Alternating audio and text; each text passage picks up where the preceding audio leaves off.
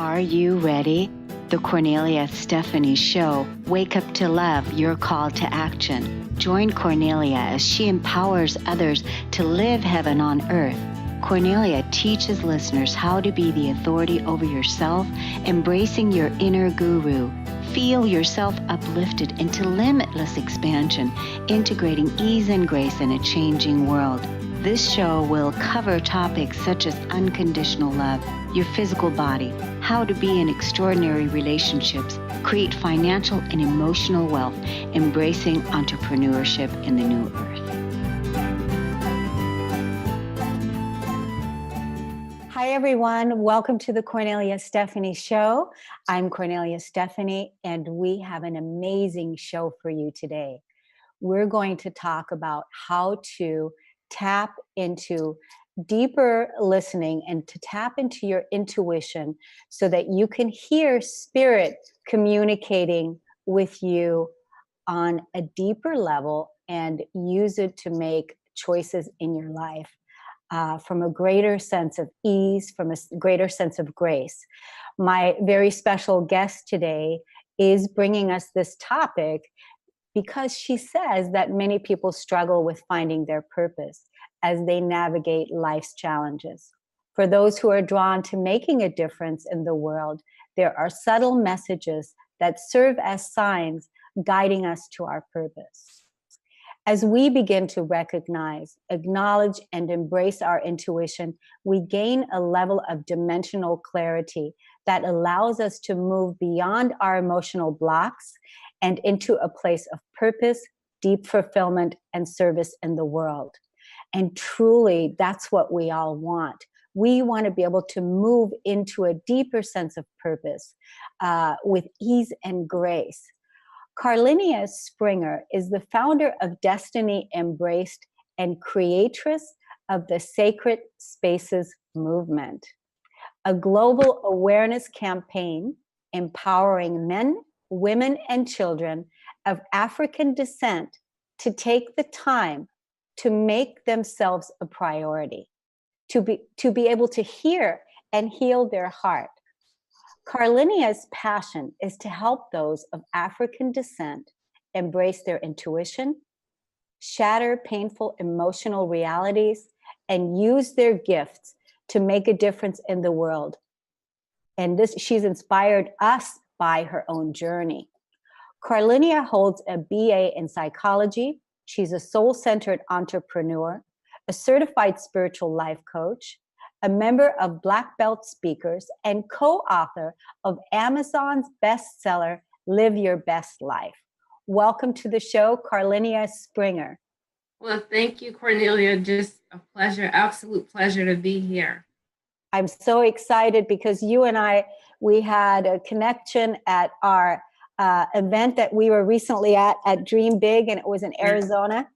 And it was wonderful because we were sitting next to each other and we were doing some exercises, and then Spirit guided us into this. And then here we are today, featuring you and bringing your gifts and sharing your vision and your medicine with the world. So thank you so much for saying yes and for being here.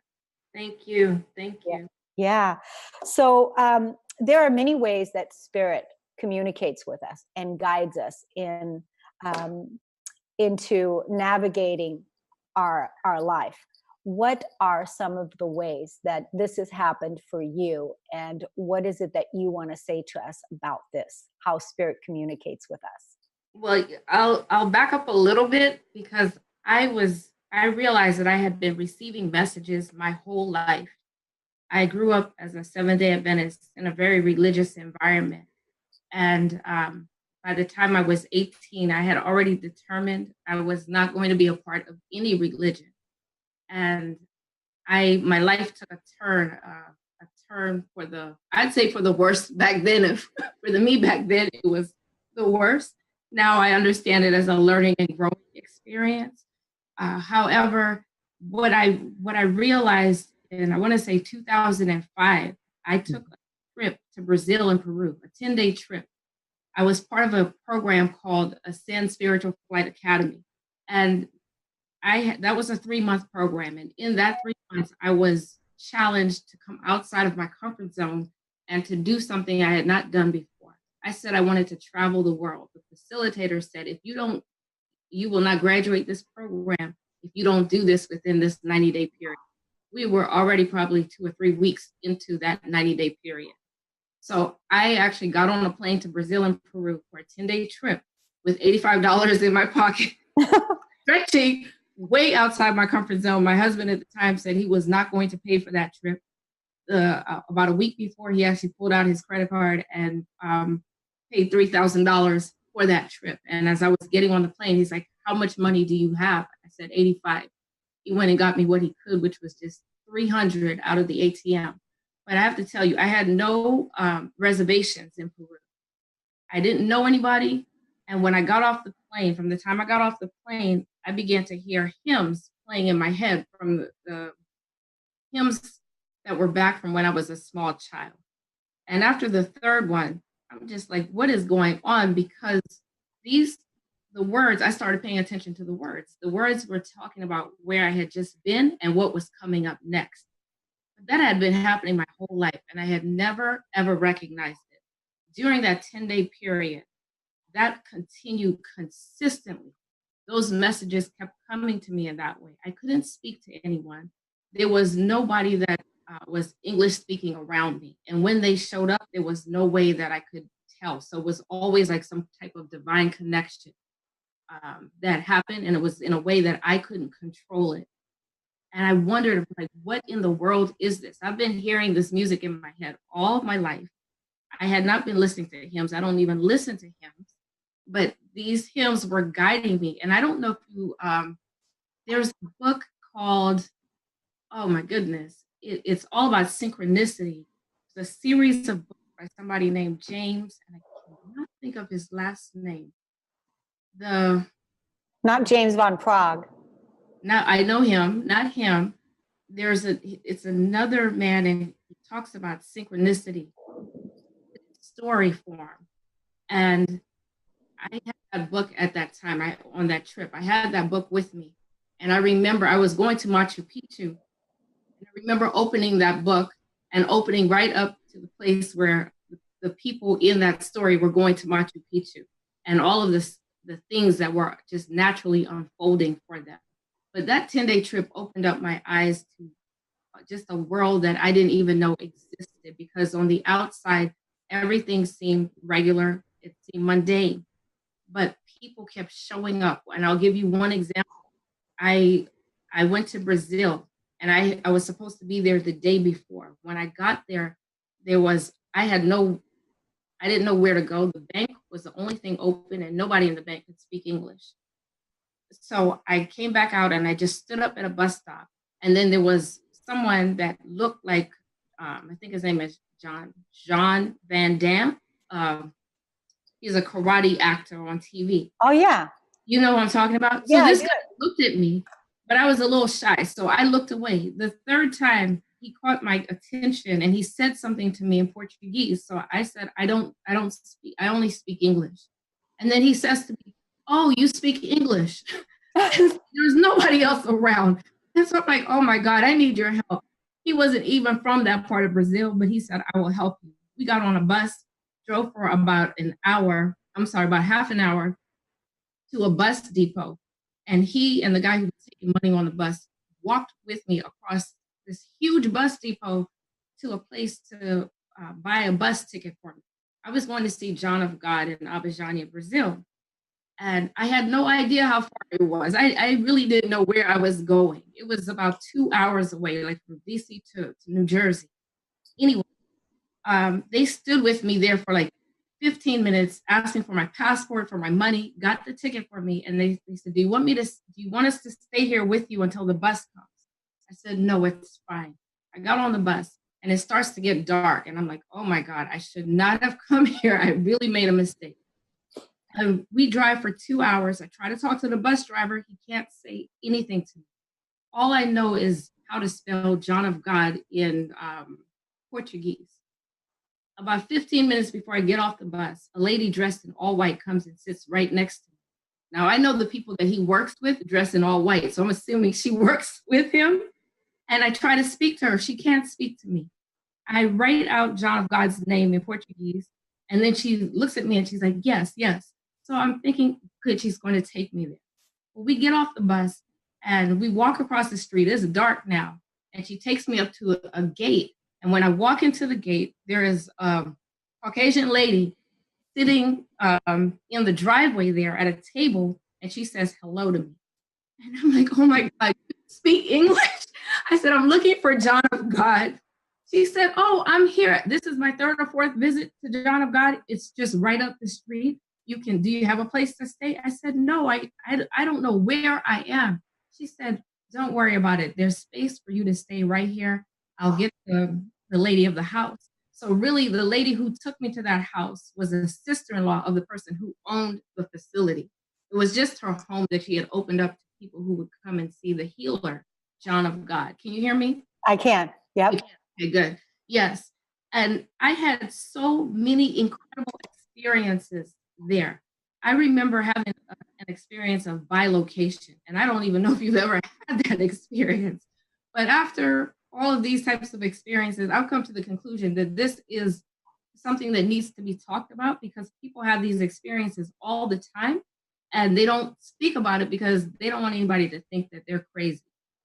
I was in that bed that night, and I remember hearing a loud footstep at the base of my bed, and I got so scared because the lady told me, she said, the healing starts once you get here. The spirits begin to heal you. And all my religious training came back. Oh my God. When I heard that footstep, I knew I was the only one in the room myself. However, that experience of bilocation, I experienced myself in another space. Like, I don't know if you know what a Reiki table is. I'm a Reiki master. So I put myself on a Reiki table, and there were hands all over my body from my head to my feet. Literally, I could feel it. And I was very relaxed. When I heard that footstep, I realized that I was like, who is in the room? I'm in Brazil. Whose hands are on my body? I'm like, no, where am I? What's going on? I immediately went to, oh my God, this must be the devil. And, I got very scared. All I could do was open my passport, look at my dad's picture, and just keep saying to myself, remember the love, because that's what he would always tell me. And the next morning, I told the lady of my experience, and she said, many entities heal through John of God. And there's one of them, he was a doctor here in Brazil I can't remember how long ago it was. It was a very poor part of Brazil. And he helped many people. So he is one of the entities that come through John of God and heal people. Well, she said he has an authoritarian way about him. And that footstep that you heard is his signature mark.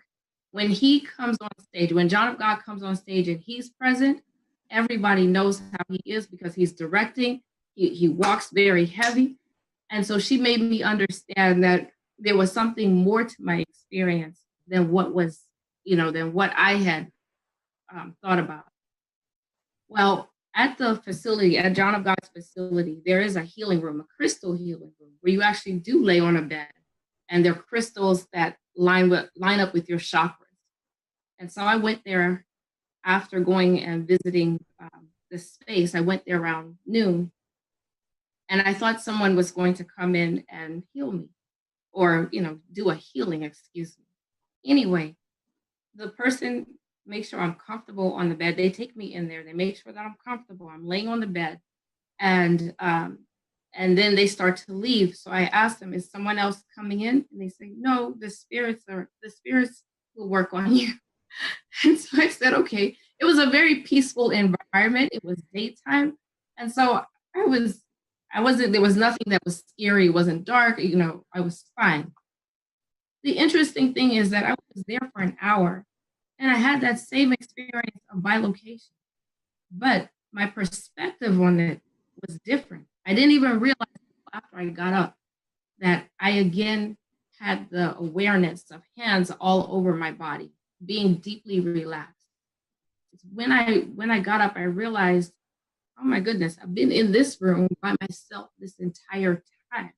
I had that same experience in my room the night before, but I was absolutely terrified because of my perspective, because of what I thought, because of my training and conditioning, that anything that had to do with spirits or anything other than Jesus and the devil was evil. And so it made me begin to really question. And I had been on a spiritual path already. I just hadn't had that level of experience with it, you understand, with I'll say with the other world. But I realized I had always been receiving messages, but I had to be completely taken out of my environment where I could control anything. I couldn't control who I spoke to, where I went.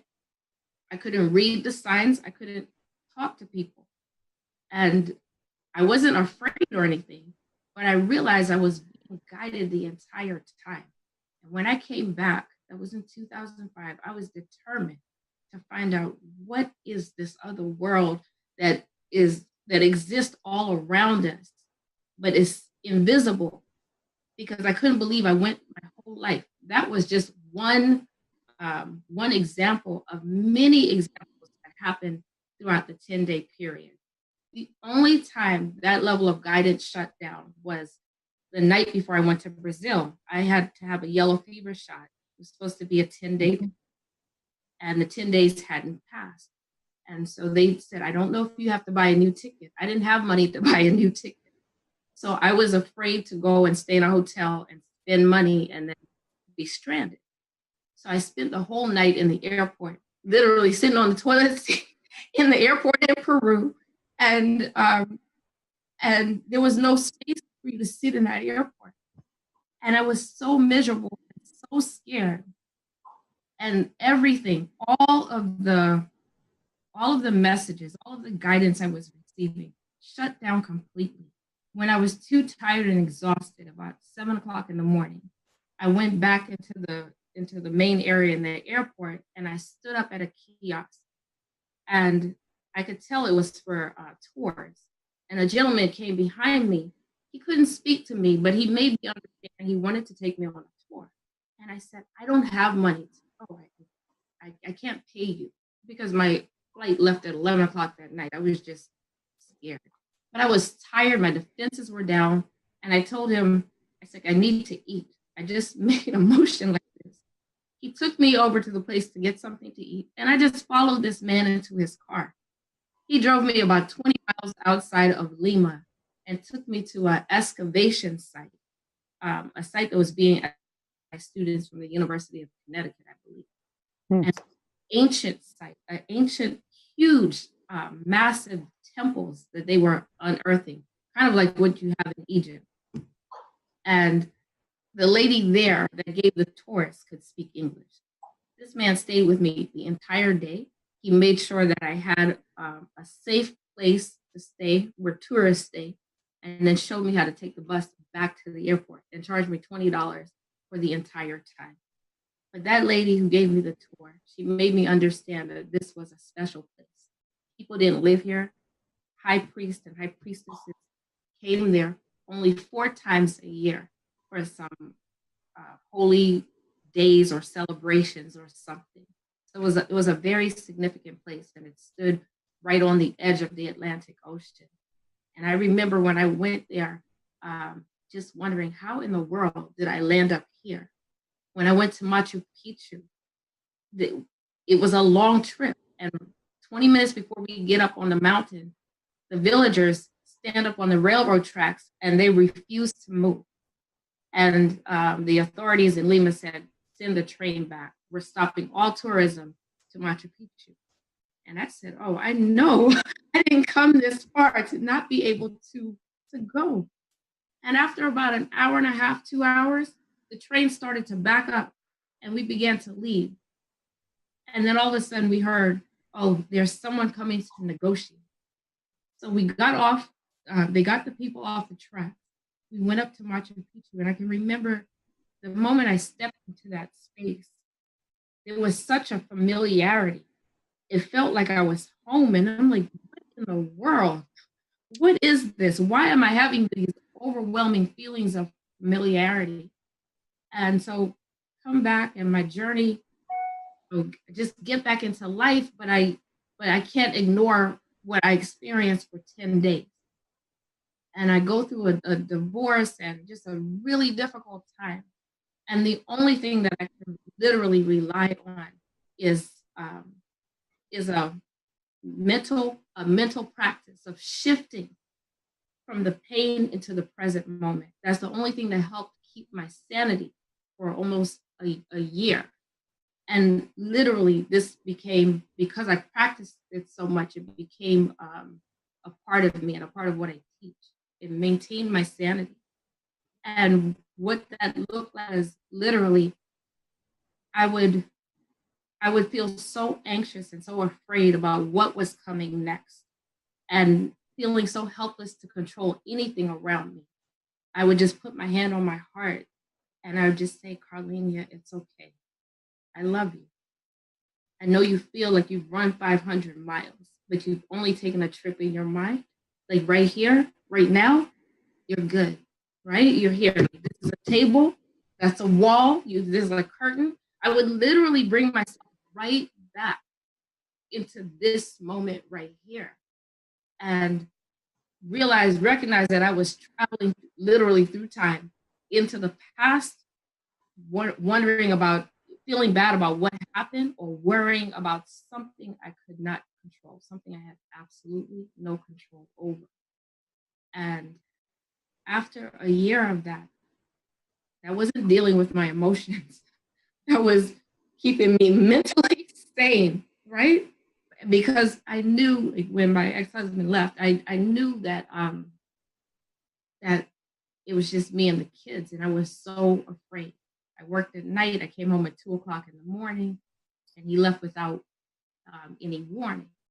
So I just, I didn't know how to, I didn't know what to do. And all I could do to maintain my sanity was that practice. But after that, I came to a place where everything in my life literally collapsed. I couldn't work anymore. The pressure was too much. And I thought I could deal and bounce back with the stress. And in that space, that's how I created sacred spaces. Because in that space, I naturally went into ritual. And I remember I didn't have any money, I didn't have any food, I didn't have anything. And I had some stones, I had water and a bowl. And I sat at my table one day praying, like, God, show me, what is this? I don't know what to do with this pain. I can't function. Am I crazy? Like, I don't know what's wrong with me. And I just began to pick up a stone. And for every stone I picked up, a memory would just come to me of a time that I was hurt, felt like somebody had betrayed me. I felt helpless. And instead of trying to just be positive and say positive things, because I used to do that, and try and just cover over those feelings, I gave that part of me a voice, and I let her speak. And I would just do that until nothing else came. And I would do it day after day after day. And what I began to realize was that things began to shift. And the more I embraced those different parts of me, it was like the universe was leaning in and saying, I see you, I love you. And things began to shift. I thought that I could use my positive words and my positive thinking, right? And it didn't work until I addressed emotions, some of which had no words. So, and we talked a little bit about, being in that place of despair. And I had never reached a place where I had wanted to give up. And I had reached a place where I felt like I was a failure. With all that I know, all that I learned, the different ways I help people, I felt like I was a failure. And I remember my little guy, 9 years old at the time, I always tell him, we don't give up. He's like, Mommy, you can't give up. And hearing his voice say to me what I would say to him opened up a space for me to be able to continue. But I know that if it wasn't for my guidance, if I wasn't led, and I was led into places that I thought I was conditioned to believe were evil and were bad. And all I found was more good and more love. And being able to listen deeply to my pain allowed me to listen to other people. And I was organically led to other people who were in deep spaces of pain. And I understood, even though their outside circumstances were so vastly different from mine, we connected in that place of pain, the betrayal, the helplessness, the hopelessness, the anger, the rage. Those were things that I had always held down. And being able to voice allowed me to see that, see the value that was underneath that, and allowed me to reclaim that energy, because that's what it was. I saw this brilliance inside of me and inside of other people. And I was just like, why can't I move? Why I would try to help other people move where I couldn't move, and then get frustrated when they weren't moving. And with that energy, it's like, no, they're a reflection of you, right? You Yeah. want to move, but really at the core, you want to be able to move. So that attention that you're giving to them, if you even give yourself half of that encouragement, half of that attention, you will be able to move. And then you'll have enough energy to support them in their forward movement.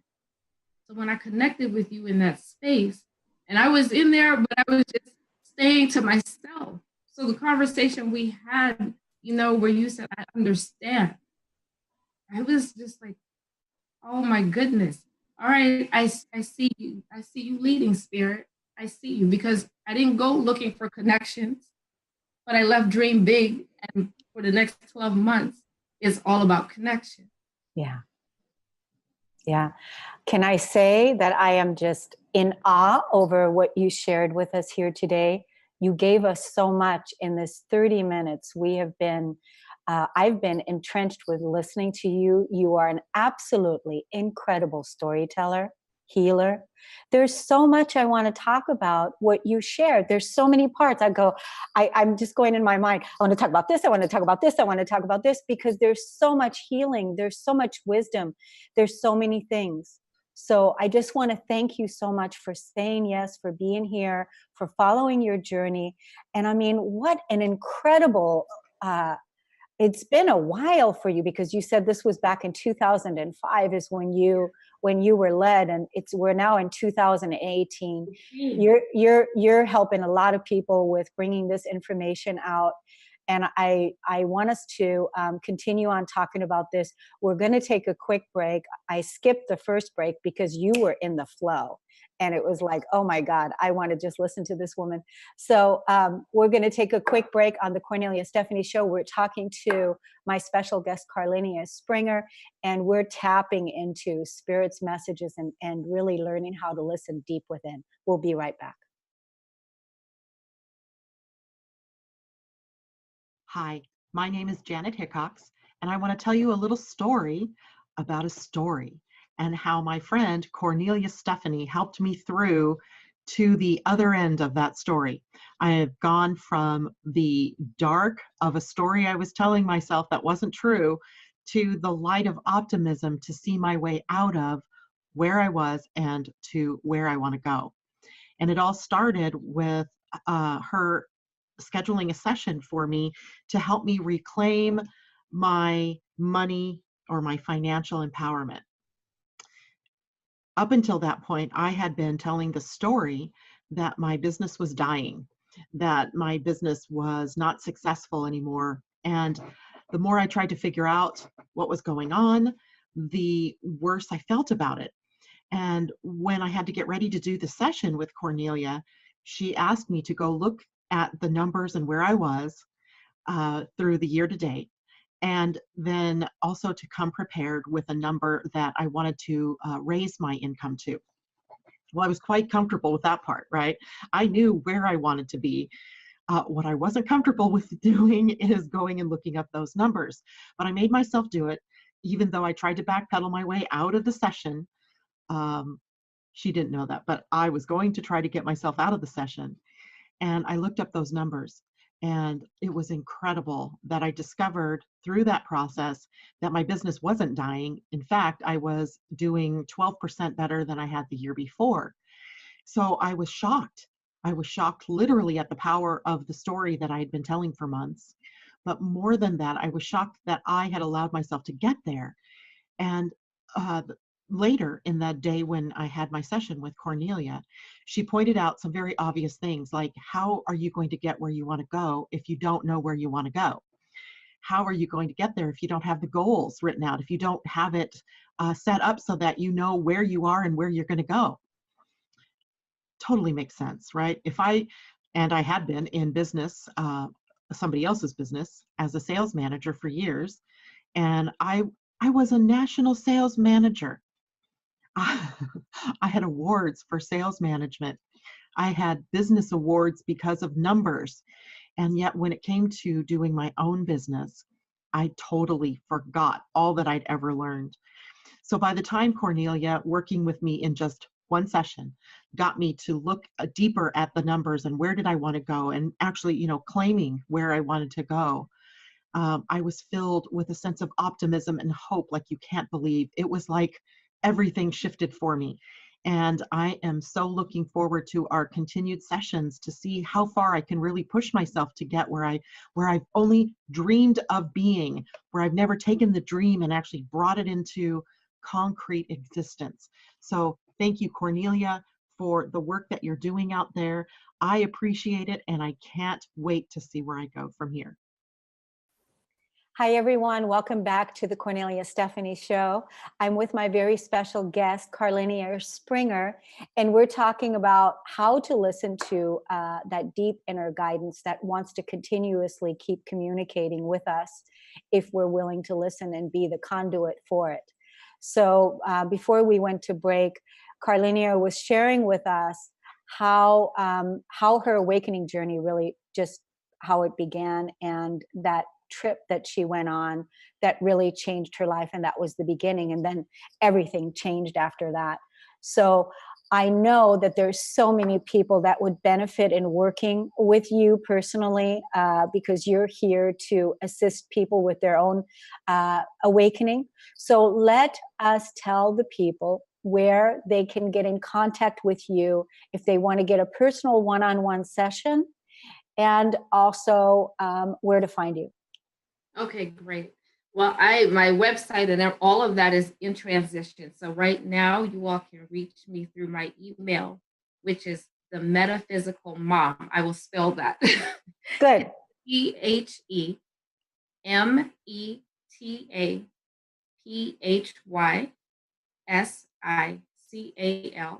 Mom, the Metaphysical Mom at gmail.com. And if you'd like to work with me one-on-one, you can email me there. If you would, I know we're giving away, I don't know if we should talk about that right now. Yeah, we should. We're doing a free giveaway. Yeah. Okay, we're doing a free giveaway of 2 30-minute complimentary clarity sessions.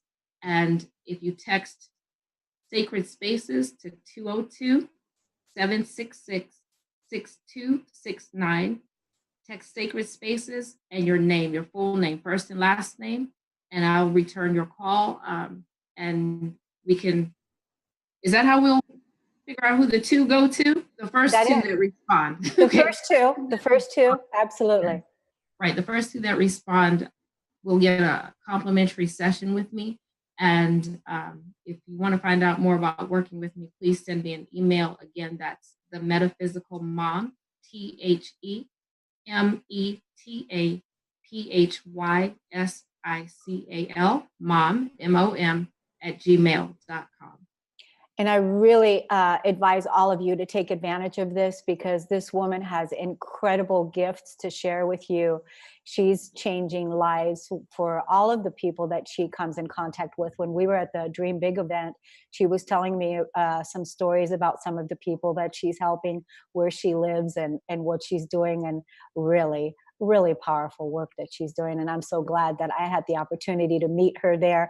And again, Spirit brought us together. So I'm just so happy about that. I also want to tell you about an upcoming show that is going to launch right after this show. It's the Millionaire Imprint for Women. It's on from 1 to 2. And today I'm going to be talking with my co-host, Samantha Brown, and we're talking about how to tune in and heal our ancestral lineage, the money stories that we were birthed into, how to clear that, how to heal that, and how to release that energy so that we can move into the integrity of our spirit, and that is to live in a state of abundance. Even if you were born into poverty, even if you were born into poverty consciousness, many of us chose paths like that so that we can heal and transcend that energy. And so thank you so much for changing that game for all of us here on the planet. We appreciate you. And so be sure to stay tuned for that show. And that's on from 1 to 2 right after this one. The other thing I want to invite you to is my Wealthy Roots Women's Circle. That is a powerful group circle that I just started last 2 weeks. And it is an opportunity for you to come in with me every 2 weeks where we're going to meet on Zoom. And these are some of the questions that I'm going to be answering during that call. And that is how to release the belief that I have to work hard to achieve great wealth that I can share easily and fruitfully with others. How do we tune into this space where we're getting paid doing what it is that we love? And so many more questions like that. So that's the Wealthy Roots Women's Circle. It's super, super affordable, $396 for the year, bi-weekly, together with me for 1 hour every single month. So for $396, super affordable, tune in. You can go to KorneliaStephanie.com. There's a box there that says Wealthy Roots for Women, and go and sign up. And as we're tuning in with the Radical Generosity, I'm offering anyone that wants to participate in that circle to email me and be the 22nd email at radio@KorneliaStephanie.com, and be the 22nd email, and you will win a free 1-year subscription with me in grounding in wealthy roots for all women, because that time is now. So back to our incredible story. When you were talking about that trip that you went on, and when you were guided by spirit to, what did you call it? The Ascension, what was it called? Oh, Ascend Spiritual Flight Academy. Ascend Spiritual Flight Academy. Flight Academy, yes. Yeah. You know what? It's like similar to the zone that you all went to. Okay. Part of zone. So maybe you call it leadership. Oh, I see. So yeah. So what I love is, because I'm an ascension coach. So when you say ascend, that right away makes me go, peek, I'm in. And okay. So you were part of that group, and you were invited to go to Machu Picchu, to go to Peru, and to have this experience, right? And no, I wasn't invited. We each, as part of, we were supposed to risk in a 3-month program, 90-day program. We're supposed to do daily risk. And the facilitator said, oh, you all are not risking, so I'm going to disband the group. So we're just like, really? We paid like over $1,000 for this? You're going to disband it? And then he gave us, I think it was part of the process, but he gave us an opportunity to re-enroll. And he asked, what would you do if time, money, or health were not a consideration? What would you be doing? And I said I wanted to travel the world.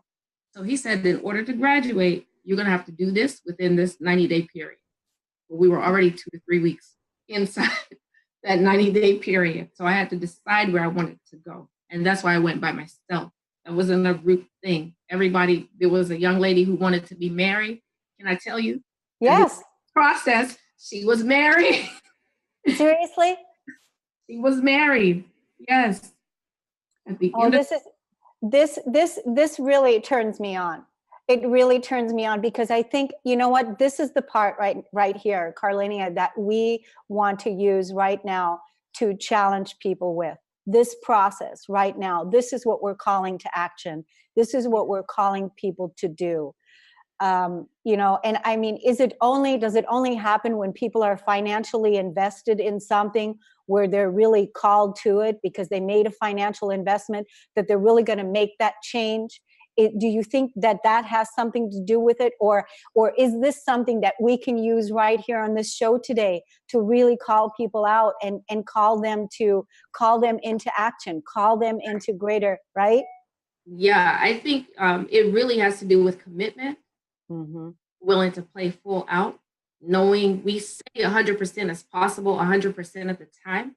But if you're not committed, and a lot of people don't understand what commitment looks like. You hear it, but commitment is like, I'm sold out, I'm convinced, I'm convicted, stopping. And I don't care what it looks like, I'm not stopping. And oftentimes your circumstances, like I had $85 in my pocket, that's crazy. Because before I got to Peru, I had to stop in Texas, and it cost me about almost $100. That $85 would have been gone, right? Mm-hmm. Look at your outside circumstances, it's going to stop you. But commitment says, I will continue to go because I understand that there is a higher order of wisdom that walks with me and that is constantly speaking to me. And when I get to that place where I can't go anymore, my open heart opens doors, right? Yeah. You fall out, the money will show up. That's a hard one because I was stuck for a long time. That's why it took me a week before I left to even call the travel agent. I didn't have the money. Yeah. The people told I was going. Yes, go ahead. Yeah, I was going to say, because you had to pay $3,000, and Yes. then you had $80, and then your husband, who probably really didn't want you to go, and who was probably going, "Are you crazy?" He wasn't supporting me. He wasn't supporting you. And then, in a sense, in that trajectory, he wasn't supporting you. But really, in that sense, for you to claim your power and for you to be true to your mission, you were being supported in that way. We can look at it both ways, Yes, right? absolutely. But I know how important it is to feel supported. Oh my gosh.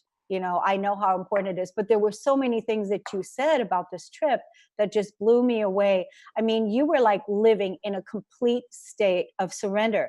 And the fact that you could not communicate with people. So I just find this interesting because this show is about listening and learning how to communicate with spirit. That's what this show is about. That's what this topic is about today. Yes. And so a lot of times we think that our communication is the way I'm communicating with you right now in talking. But there's so much more communication that's happening in the subtle realms, right? In ways that where communication is listening. Yeah. Communication is listening, is really listening to that deep inner voice, that deep inner spirit, where that guidance is continuously wanting to talk to you. But if you're always so busy talking, and if there's so much noise that you're surrounded by constantly, and all the outside noise that you're listening to, it's tough to listen to that inner intuition. It's tough to build that inner trust, right? And yeah. I just love how you were, what a warrior goddess, what a warrior soldier you are, that you were just out there. You had me feeling it. You really had me feeling you out there going, oh my God. And I just love the angels that showed up, all those divine messengers that were placed there purposefully, yes. Even though they couldn't communicate with you because they were not speaking the same language, but they were wearing the white, and then all the different signposts along the way.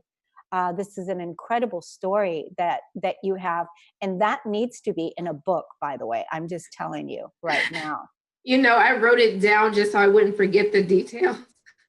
So maybe I need a copywriter or somebody who can make it. Well, guess what, Carlenia? Today's show is 100% transcribed, and you will get this as a gift. So you have the beginning of your manuscript right here, because that's one of the reasons why I had Carter not take a break, because it was just you were just completely in the flow. So you've got 30 minutes of your story already told, and it's incredible. And that story needs to be in a book. So it's your next book. You already have a best-selling book on Amazon. So you go, girl.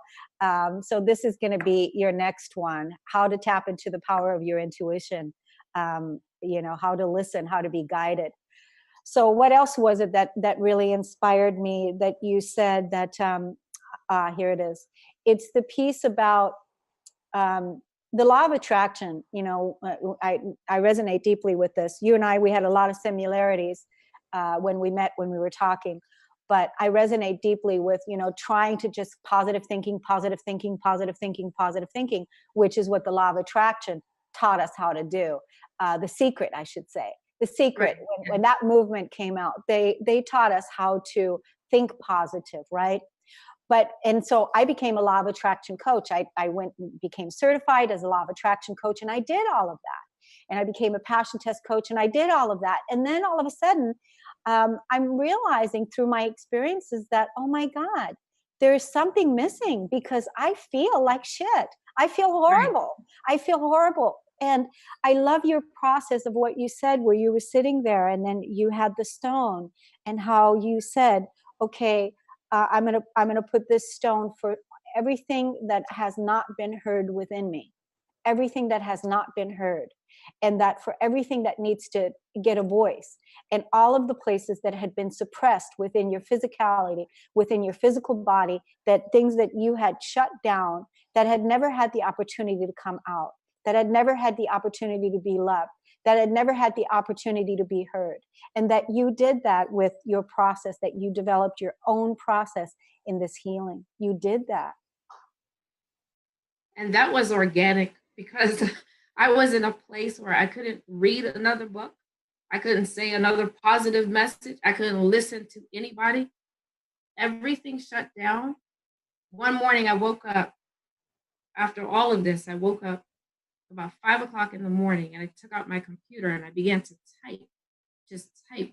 And I think I typed straight until like 2 o'clock in the afternoon. But when it started, it said something like, now, and I said it was wisdom, wisdom speaks. Now that I have your attention, I can speak. And so out flowed from me my disjointed experiences of pain and suppression and all of that.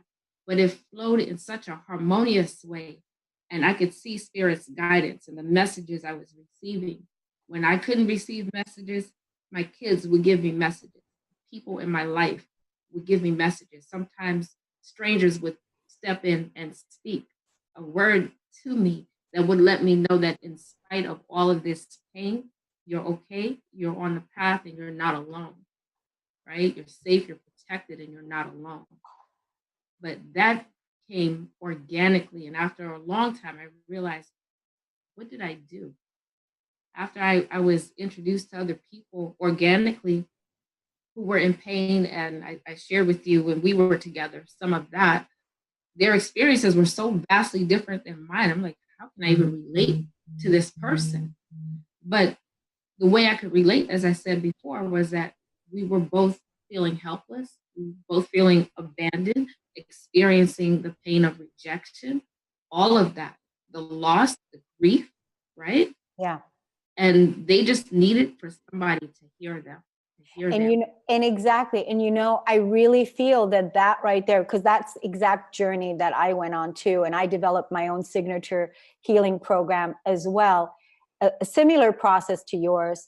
I didn't do it with the stones, but I call it emotional processing of emotions. And so then there was, when that all began for me, was a time when the first time where I really ever felt really deeply betrayed. And when that took place in my life, I could not sit down for 2 weeks, because the betrayal wound was so deep in my root chakra that I couldn't sit down, and I couldn't go to do number 2 for 2 weeks, because that betrayal was so deeply rooted in my physical body. And that was the beginning of all of that. And I understand the process of having courage to really sit and be able to feel the pain. And my mantra is, feel it to heal it. That's really, feeling it is healing it, is being able to sit with the pain. Everything wants to be felt. Everything wants to be loved. Everything wants to be understood. Everything wants to be, I feel like all beings want to get gotten. We all want to be understood. We all want to be loved. But we can't look outside of ourselves to for somebody else to do it for us. We have to do it for ourselves. However, we are witnesses for each other, and we are here to support each other, and we're here to help each other. And that's why having a powerful coach, having a life coach or a healer or a medicine woman is really substantial when you're going through something like this. So my part for today, for all of you that are listening, that I really encourage you to contact Carlenia and give us your text again for the free giveaway. What is the text again? It's 202 66 766 6269. 6269. And you can email Carlenia at the metaphysical mom At gmail.com. At gmail.com. And she's going to give you she's going to give two callers a free session with her. So this is a wonderful opportunity for you to have a good clearing, have a good session with someone that is really there to connect with you, that's been there herself. Wow, what a show. We have just about 3 minutes left before we are done in this hour. And there's so much more that I want to cover with you. I want you to be able to come back and continue this conversation so we can really tap into more intuition and experience together as a collective what it really means to listen to our spirit more, to tap into our intuition and listen to our heart. I know that you experienced a lot of pain when you were on the strip and when you got back, because you said that your husband then left with no notice. It was some years later. Okay. But during that time, that was just another period of time where I just had to use what I knew. Up until that point, I didn't think that emotions I knew they mattered, but I thought our thoughts, you think and you create. So I thought that was the key. And I didn't understand how powerful the powerful role our emotions played. Yeah. And the emotion is actually the key, because the emotion is actually the key, because through the emotion, that's how we magnetize. And that's how we magnetize. So if we feel bad, and if we emit that level of frequency, then those are the kind of experiences we're going to draw to us. If we feel good, and if we emit that level of frequency, then those are the experiences that we're going to draw to us. But the key is, don't rush it. Dive in, feel the pain, dive into the pain, dive into the madness, dive into the chaos, and be willing to sit in the kitchen on the floor with your heart broken open, with not knowing where your next dollar is going to come from, with not knowing where you're going to live tomorrow, with not knowing who your friends are, with feeling all of this grief that we've stored before in our physical bodies. Wouldn't you say? Yes. Yeah. Yeah. In that place, in the welfare line, like I told you, and I couldn't believe that I was there. And again, I saw in their eyes the despair, the hopelessness, the pain. And for me, it was like, something has to be done about this. And that's how Sacred Spaces really was born. I'm like, what can I do? If I can do something, encourage somebody else to do something, then we can change this. Yeah. And you're doing so many wonderful things for so many people, like even, being the metaphysical mom. I love that name.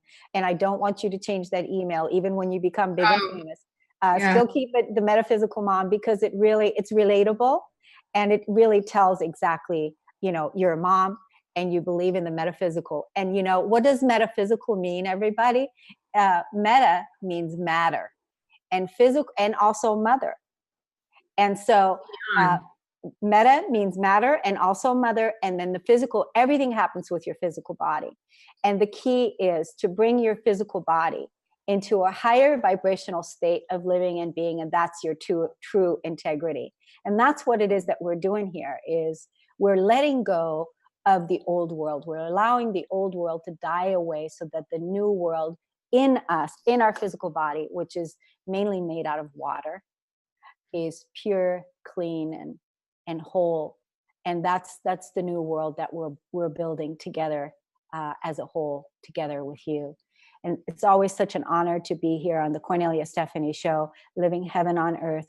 Carlenia Springer, thank you so much for coming on today and for sharing your wisdom and your vulnerable heart with us and telling such an incredible story. I look forward to having you on again on the Kornelia Stephanie Show. We'll see you again next time. Namaste.